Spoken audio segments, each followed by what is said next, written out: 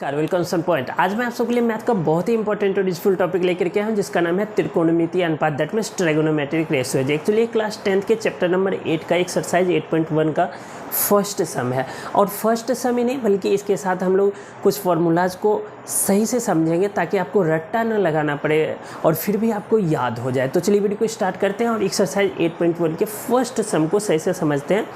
जैसे कि क्वेश्चन है एक्सरसाइज 8.1 के फर्स्ट क्वेश्चन है, in triangle A B C. एक ट्रायंगल है ए बी सी जिसमें राइट एंगल्ड एट बी है, A B equal to 24 centimetre है, B C equal to 7 centimetre है। देन डिटरमाइन करना है हम लोगों को साइन ए कॉस ए, और सेकेंड में है साइन सी और कॉस सी। दैट मीन्स इसमें थीटा में चेंजिंग है। हम लोग समझेंगे कि कैसे इसका वैल्यू निकाल पाए। ट्रायंगल इन हिंदी में है कि त्रिभुज ABC में जिसका एंगल B समकोण है, AB 24 सेंटीमीटर है तथा BC 7 सेंटीमीटर है। तो निम्न का मान ज्ञात कीजिए। जैसे पहला है sine A into cos A and दूसरा है सेकेंड है sine C into cos C. तो चलिए हम लोग समझते हैं। सबसे पहले इसके लिए हम लोग एक फिगर बनाते हैं। जैसे कि ट्रायंगल ABC है जिसमें ये राइट एंगल्ड ट्रायंगल है। राइट एंगल्ड का मतलब समझते हैं कि एक एंगल जो होना चाहिए वो 90 डिग्री का होना चाहिए, दैट मीन्स समकोण होना चाहिए। तो जैसे कि यहाँ पर कहा जा रहा है कि B पर राइट एंगल है, यहीं से यहाँ लिखा हुआ है, तो B पर हम लोग राइट एंगल लिख लेंगे और A, B और C। और इसमें पूछा जा रहा है पहले में साइन ए कॉस ए और दूसरे में sine C cos C. That means इसके अनुसार हम कहें तो ये मतलब है कि थीटा जो है पहले वाले में ए पर होना चाहिए और दूसरे वाले में सी पर होना चाहिए थीटा। तो सबसे पहले इसको वैल्यू लिख लेते हैं। A B equal to 24 centimetre है तो ये हो गया 24 सेंटीमीटर, और बी सी इक्वल टू है 7 सेंटीमीटर तो यहाँ लिख लेंगे 7 सेंटीमीटर। AC हमारे पास नहीं, तो सबसे पहले हम लोग AC फाइंड करते हैं। देन हम लोग पता करते हैं कि थीटा में किस तरह से बदलाव होता है। तो सबसे पहले अगर हम लोगों को AC चाहिए तो आपने पढ़ा होगा पाइथागोरियन ट्रिक होता है, जिसके अनुसार अगर एक एंगल 90 डिग्री का है तो उसमें हम लोग देख सकते हैं कि जो इसको बोलते हैं लंब, इसको बोलते हैं आधार, ये होता है कर्ण। थीटा के अनुसार चेंज हो सकता है लंब और आधार में, लेकिन कर्ण कभी भी बदलता नहीं है। तो सबसे पहले हम लोग कर्ण फाइंड आउट करते हैं। तो जो कर्ण है यहाँ पर दैट मीन्स अगर आप इंग्लिश में मतलब कि समझते हैं तो हाइपोटेन्यूस होता है, ये बेस है और ये परपेंडिकुलर है। तो जैसे देखिए कि हाइपोटेन्यूस निकालना है, दैट मीन्स हम लोगों को कर्ण निकालना है। तो कर्ण का फॉर्मूला होता है कर्ण इक्वल टू अंडर रूट में लंब स्क्वायर प्लस आधार स्क्वायर। अगर आपने इस फॉर्मूला को समझना है तो आप पिछला वीडियो देख सकते हैं जिसमें कि मैंने इस फॉर्मूला को सही से समझाया हुआ है। चलिए समझते हैं। कर्ण बराबर अंडर रूट लंब देखिए 24 है तो 24 का स्क्वायर लिखेंगे, और आधार 7 है तो 7 का स्क्वायर लिखेंगे, जिससे कि ये कर्ण पता चल जाए। That means AC। तो कर्ण के जगह आप AC भी लिख सकते हैं। अगर AC लिखेंगे तो क्या फॉर्मूला बनेगा, तो देखिए AC equal to under root में लंब के जगह पर AB लिखेंगे तो AB स्क्वायर, जमा आधार के जगह पर BC लिखेंगे तो BC स्क्वायर हो जाएगा। तो इसके अनुसार हम लोग वही चीज़ें हैं फिर से, AB इक्वल टू 24 का स्क्वायर और BC इक्वल टू 7 का स्क्वायर। आप देख पा रहे होंगे 24 का स्क्वायर करेंगे, दैट मीन्स 24 इंटू 24 2 टाइम्स करेंगे तो आता है 576। कितना आता है 576, और 7 7 49 होता है। अगर इस दोनों को आप प्लस करते हैं तो 625 आएगा, और 625 का स्क्वायर रूट निकालेंगे। तो हम लोग इस तरह से कर सकते हैं रफ में, 625 का इस तरह से फैक्टर कर देंगे तो किससे जाएगा, 5 2 7 6 11, 5 से चला जाएगा, 5 एकम 5, 5 दूनी 10, 5 पचे 25, फिर 5 से जाएगा, 5 दूनी 10, 5 पचे 25, फिर 5 से देंगे 5 आएगा, फिर 5 से देंगे तो 1 आ जाएगा। दैट मीन्स 5 अगर 4 बार आता है तो इसमें पेयर में बाहर आता है, पेयर 5 5 का 2 बार बन रहा है, यानी कि 5 पचे 25। और ये सब आप लोगों ने 8th क्लास में सीख रखा है, फिर भी मैंने इसको डिटेल में बता दिया ताकि आपको सही से समझ आ जाए। तो 25 सेंटीमीटर क्या आ गया, AC की वैल्यू हो गया 25 सेंटीमीटर। अब देखिए AB BC और AC तीनों के वैल्यू हम लोगों के पास फाइंड आउट हो गया है। अब हम लोग सवाल पे चलते हैं और सवाल के अनुसार हम लोग इसको समझते हैं, सॉल्व करते हैं। तो जैसे देखिए क्वेश्चन में है साइन ए और कॉस ए फाइंड आउट करना है। तो सबसे फर्स्ट सम को हम लोग लेते हैं यहाँ पर, साइन ए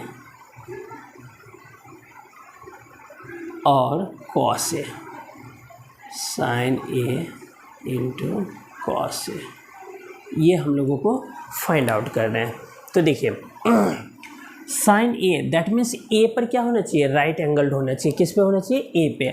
अगर देखिए कहीं पर जैसे यहाँ पर अगर थीटा होना चाहिए ए पे, अगर थीटा यहाँ पर है ए पर, तो सामने वाला जो होता है ना जस्ट वो होता है लंब, और इसके साथ वाला जो होता है उसे हम लोग आधार बोलते हैं। तो इसके अनुसार जो है ना साइन ए हम देखेंगे, तो लास्ट क्लास में मैंने फॉर्मूला समझाया था, फिर भी एक बार समझा देता हूँ। और अगर हिंदी में पढ़ते हैं तो लाल कक्का, अगर इंग्लिश में पढ़ते हैं तो यही बनता है पंडित बद्री प्रसाद हर हर बोले। उसके अनुसार भी मैं बता देता हूँ आपको, पंडित बद्री प्रसाद हर हर बोले। देखिए लाल कक्का पे बैठाएंगे तो लंब बटा कर्ण होता है, ये साइन होता है, साइन ए कॉस ए, और ये होता है टेन ए, और उल्टा में होता है ये कॉसेक ए, कॉसेक ए, ये होता है सेक ए, और ये होता है कॉट ए। इसके अनुसार होता है। तो देखिए साइन ए क्या होता है, लंब बटा कर्ण। अगर थीटा के अनुसार देखें तो साइन ए जो है, अगर थीटा ए पर आएगा तो लंब ये वाला है और आधार ये है, तो लंब बटा कर्ण है, तो हम सिर्फ लंब देखेंगे। लंब है बी सी, तो हम लोग लिखेंगे बी सी बटा, कर्ण है ए सी, तो ए सी लिख लेंगे। तो बी सी की वैल्यू कितनी है 7, और ए सी की है 25। तो ये 7/25 किसकी वैल्यू है, साइन ए की। अगर हम लोग कॉस ए निकालेंगे, कॉस ए, तो क्या आएगा, कॉस थीटा। देखिए कॉस थीटा होता है आधार बटा कर्ण, क्या होता है, आधार बटा कर्ण। और अगर ए पर थीटा है तो उसके अनुसार आधार जो है ना वो ए बी है, आधार बटा कर्ण, कर्ण क्या है, ए सी है। तो देखिए ए बी की वैल्यू कितनी है, ए बी की 24 है, आप देख पा रहे हैं यहाँ 24 है, और ए सी की वैल्यू 25 है। तो ये रिजल्ट आ गया। दैट मीन्स साइन ए की वैल्यू 7/25 और कॉस ए की वैल्यू 24/25। चलिए इसका सेकेंड सम सॉल्व कर लेते हैं हम लोग। सेकेंड में देखिए है साइन सी और कॉस सी। तो सबसे पहले साइन सी निकालते हैं, साइन सी। अब देखिए थोड़ा थीटा चेंज हो रहा है, अब थीटा जो है ना यहाँ पर आ रहा है, मतलब कि ए से सी पर आ रहा है। अब सी के अनुसार हम लोग देखेंगे, तो देखिए साइन थीटा लंब बटा कर्ण लगेगा, लेकिन अब थीटा यहाँ है ना, तो इसके सामने वाला जो होता है वो लंब होता है। अब यहाँ पर लंब हो गया ए बी, और कर्ण तो सेम रहता है ए सी। शायद समझ पा रहे होंगे। देखिए थीटा यहाँ, इसके सामने वाला जो कहलाएगा वो लंब और ये आधार, लेकिन अगर थीटा यहाँ है तो ये हो गया लंब और ये आधार, कर्ण वैसे के वैसे रहता है। तो देखिए ए बी की वैल्यू कितनी है, तो 24 है, और ए सी कितना है 25 है, ये साइन सी की है। अब हम लोग कॉस सी निकाल लेते हैं। कॉस सी इक्वल टू होता है, क्योंकि यहाँ कॉस सी पूछा गया है, कॉस सी आधार बटा कर्ण। तो देखिए सी के अनुसार जो है ना आधार है बी सी, क्या है बी सी, और कर्ण है ए सी। तो बी सी की वैल्यू कितनी है, तो 7, और ए सी की 25। ये रिजल्ट आ गया।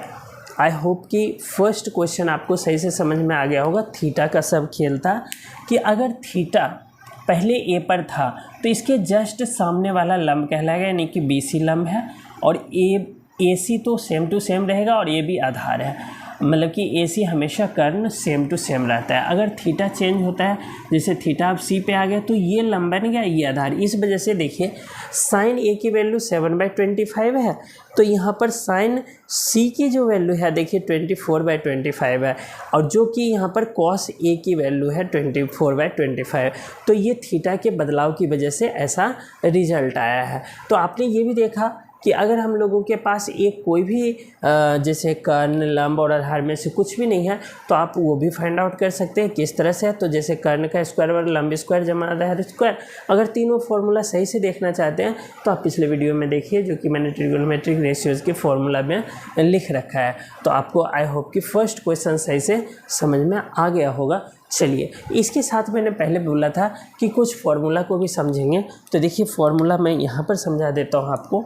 देखिए जब भी साइन ए निकालना है, तो साइन ए अगर निकालते हैं आप, तो साइन ए का फॉर्मूला जैसे हमने लिया लंब बटा कर्ण, तो साइन ए बराबर 1/cosec भी लिख सकते हैं आप, cosec थीटा। देखिए cosec ए, कहने का मतलब कि साइन का अपोजिट होता है कॉसेक। जैसे कि कॉसेक का निकालेंगे कर्ण बटा लंब होगा, सेक का निकालेंगे कर्ण बटा आधार। जैसे साइन ए का है लंब बटा कर्ण, तो कॉसेक क्या क्या है, कर्ण बटा लंब। कॉस का है आधार बटा कर्ण, तो सेक का क्या है, कर्ण बटा आधार। टेन का फॉर्मूला होता है लंब बटे आधार, तो कॉट का क्या होगा, आधार बटा लंब। इस तरह से होता है। उसी तरह से अगर साइन ए की वैल्यू निकालने तो 1/cosec ए करेंगे तो भी आ जाएगा।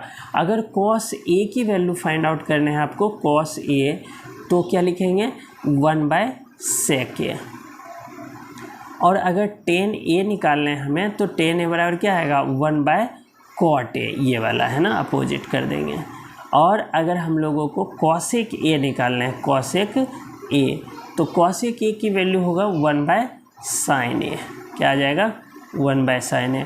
और sec ए अगर हम लोग निकालना चाहते हैं तो sec ए का आएगा 1/cos ए।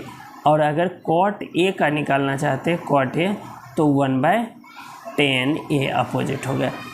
आई होप कि ये जो 6 के 6 जो रेशियोज़ के अनुसार हमने फॉर्मूला को फाइंड आउट किया है, ये भी आपको सही से समझ में आया होगा। कहने का मतलब यह है, ट्रिगोनोमेट्रिक रेशियो जो है 10th क्लास का, आप उसमें देखेंगे कि हर एक स्टेप में फॉर्मूला का यूज हुआ है। इसके साथ साथ इसमें अलजेब्रिक फार्मूलाज का भी यूज हुआ है। जैसे कि आप देखेंगे a+b का होल स्क्वायर भी आगे, a-b का होल स्क्वायर, a+b का होल क्यूब, a-b का होल क्यूब। तो कहने का मतलब मेरा यह है कि इसमें पूरा का पूरा जो खेल है वो फार्मूलाज का है। और अगर आपको जैसे प्रेजेंट ऑफ माइंड से यूज करते हैं उन्हीं फार्मूला को, तो आप तुरंत ही उसका कैलकुलेशन फाइंड आउट कर पाएंगे। अगर आपको फार्मूला याद नहीं है और बेसिक तरीके से आपने फार्मूला को याद नहीं कर रखा है, तो आप इसमें फार्मूला यूज़ नहीं कर पाएंगे। इसलिए कोशिश कीजिए, अगर आपको 8th चैप्टर सही से समझना है और अच्छे से अच्छे नंबर लाना है, कारण है कि आप जैसे कि इसको सॉल्व कर भी लेंगे तो ज़रूरी नहीं है कि बुक से ही क्वेश्चन दे दे, आउट ऑफ बुक भी मिलता है क्वेश्चन, जैसे कि आर डी शर्मा से और भी तरह के सोर्सेज से कुछ क्वेश्चन CBSE में छापे जाते हैं, दिए जाते हैं। तो उसके लिए आपको इसका बेसिक कंसेप्ट सही से समझना पड़ेगा। जो फार्मूलाज अगर आपने समझ लिया तो आपको किसी भी तरह के सम्स आए उसमें आप यूज़ करके वैल्यू को फाइंड आउट कर सकते हैं। आपकी वीडियो समझ में आया होगा। अगर आप को वीडियो समझ में आए तो वीडियो को लाइक और शेयर ज़रूर कीजिएगा, इससे मेरा मनोबल बढ़ता है। और मैं कोशिश करूंगा कि पूरे चैप्टर के एक एक क्वेश्चन को मैं सही से समझा दूं, ताकि इस पे बेस्ड किसी भी प्रकार के सम्स आता है तो आप एग्ज़ाम में ईजिली सॉल्व कर पाएँ। आपका वीडियो देखने के लिए बहुत बहुत धन्यवाद।